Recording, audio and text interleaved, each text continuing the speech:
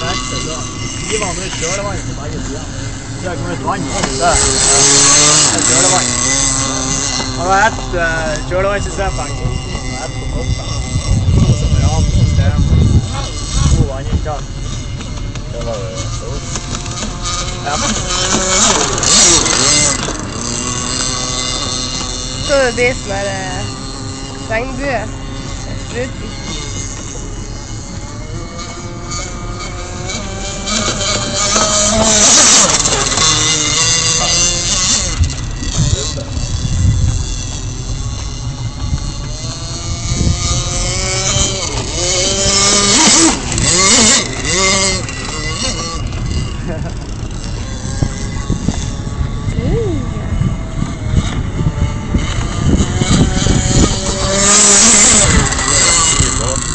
Sucker, Yeah.